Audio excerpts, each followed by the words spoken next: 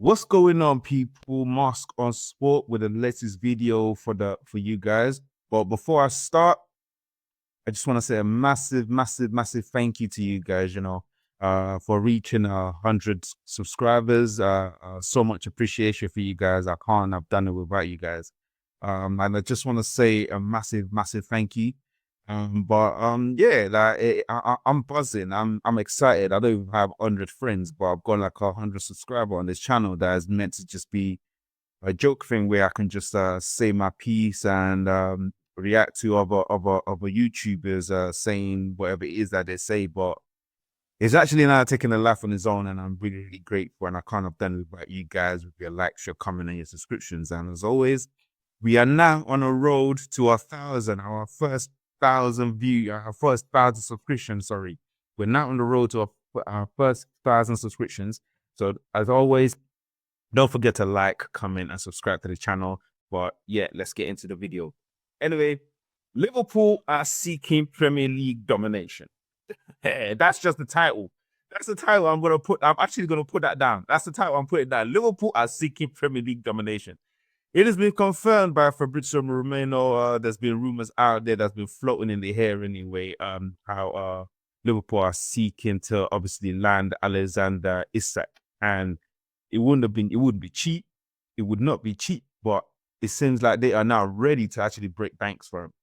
They are ready to really ready to actually make a record fee for Alexander Isak to pry him away from Newcastle. And I can't say that I don't see this happening. I can see this actually happening because what they've done is they've actually spoke. I think Liverpool agents from Liverpool and Newcastle have met and they're willing. They've met and spoke. And Liverpool has pretty much just come out and told them, listen, look, it's either you can sell Alexander Isak to us and we'll pay you a record fee, more than we did for Florian Wirtz. We'll pay more than that, a record fee, maybe 135, 150 million pounds. We'll do that for you guys. Or we can go buy Ekitike. We can enter the race for Ekitike, and we know we might be able to get him, and he'll probably want to come to us.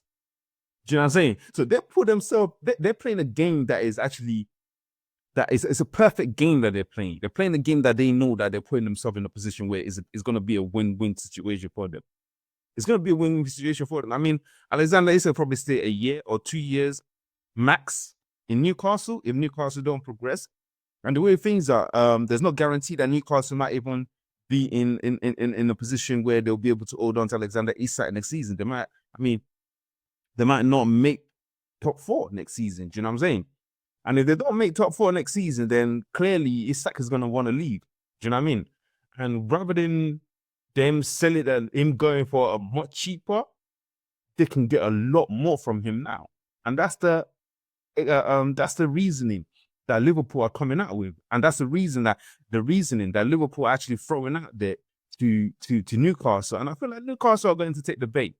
They're going to take the bait. They're going to get the money for Alexander Isak and then take that money to go get Ekitike. I mean, that's what I would have done if I was in Newcastle's shoe. And there's this thing going around as well that we actually wanna buy Ekitike so they can play with Alexander Isak. I don't see that happening. And I think a lot of people maybe it's just not a lot of people, maybe just Newcastle fans. Newcastle fans are actually looking to that, be able to play both Alexander Isak and Ekitike together. But I don't see that happening. I don't really see that happening. I feel like one of them is gonna have to go for the other one to come in. Do you know what I mean? Or one of them would have to go to the other team. So it's either Liverpool are gonna get Isak or they're gonna get Ekitike. Either one of them, they're getting the striker that they wanted. And that's all I can say. It's a win-win situation for them, and they put themselves in that situation perfectly. And if this happened, and I'm telling everybody now, if this happens, forget it. Forget it. Liverpool are going to dominate. There's no point. Everyone just fight for your second place and third place. That's all they need to be fighting for. Because if Liverpool gets this guy, it's a wrap. It's literally a wrap. But yeah, so let's move on to Manchester United. We're still trying to get Brandon MBEUMO transfer over the line. Brentford insisting on the 70 million valuation of the player. And United only willing to go 65 million. Sir Jim Ratcliffe has come out saying that he's only willing to pay 65 million. He's not trying to go into 70, and it's not trying to overpay for players no more. But again, I don't see this as being an overpayment. We've already made a 65 million pound bid, which has been rejected. Do you know what I'm saying? That if 5 million difference in valuation, I don't see that as being a big gap. I mean, it's not really a massive thing between 5 million. We might as well just pay the 5 million, get over and done with, so we can actually start the transfer window. We've only got Cunha in. Diego Leon, we bought him in January. Do you know what I'm saying? We bought him in January. He just hasn't come in. So he's just come in now in this transfer window. But we need players. For the kind of season we had last season, we need players. We need more of these two players that we're waiting to come in. We still ain't figured out who we're going to get in the midfield. We ain't figured that out. We still need a defender. We ain't figured that out. And it seems like we might be needing a keeper as well. We ain't figured that out neither.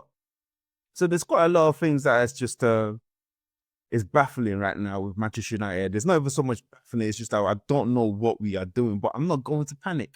And I don't want anyone else to be panicking. I don't even want Manchester United teams, Manchester United fans to be panicking. But already you can tell that some people are just eager to start watching what everyone else is doing, which is fine. You can watch what other clubs are doing, but we're not like every other club. We're not like them. We're actually in a different kind of place of situation to other teams. We need to get rid of 4 players. 4 players who doesn't seem like they want to leave. We're talking about Rashford, Sancho, Anthony, Malacia, get 5 players, and Garnacho. 4 of them don't want to leave, or we just can't get rid of them because either the wage is too high or no team wants them. That's how it is right now. And another thing I'm going to say is this year. This is the thing, right? We should have paid the money. We should have paid like I think we started off with 60 million and then we went to 65. We should have paid that 65 from early. We should have done it from early before everyone else started doing their transfer, because what always happens is there's always going to be a domino effect, because if a player like João Pedro goes to 60 million, if Jamie Gittins, who the hell is that guy? 60 million. The guy went for 60 million. So if players like this are going for 60 million, I'm telling you, Elanga went for 55 million. Brandon MBEUMO had a better season than all of these players last season. He had a better season than them. So I can understand the reason why the valuation will be 70 million. And you can't argue that. You can't argue that. And I don't personally think it's too much. A difference of 5 million is really not a difference. It's really not a difference. And if anything, you can still pay 65 in cash and 5 in add-ons, if that's what you want to do. Or negotiate maybe 60 in cash, 10 in add-ons, depending on what Brentford are willing to compromise on. And I feel like we're the reason, because we're penny pinching, the reason why this deal hasn't gone over the line. And it might not go over the line if we do not up the bid. Unless we up that bid, we're not going to be able to get this player.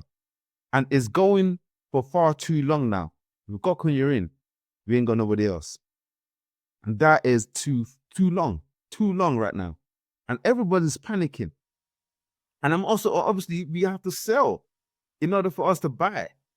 We ain't been able to sell anybody. Barcelona are selling Rashford dreams. He's hooked because he's dreaming of Barcelona. Anthony, we don't know what Betis is saying. We don't know what Real Betis is doing with that. Garnacho, it looks like Aston Villa won him 1 minute. They don't want him another minute. They want like a swap deal for him. Napoli are not willing to pay the wages. There's just so many things going on at Manchester United right now. But I don't want us to panic or throw a temper tantrum as fans. I don't want us to be panicking or throwing the temper tantrum right now. We still have to the end of this month anyway, before we start, start crying out loud and making noise and bringing up the big hoo-ha. Do you know what I'm saying? But yeah, it's just like I said, just a quick video from me. I've got another video. I'm gonna do another video on if you guys think Brandon MBEUMO is actually worth 70 million pounds. So I'll do another video on that, and you guys can let me know in the comment. But as always, don't forget to like, subscribe to the channel. We're on a road to 1,000 subscribers now. So guys, get that button pushing, and I'll see you in the next video. Peace.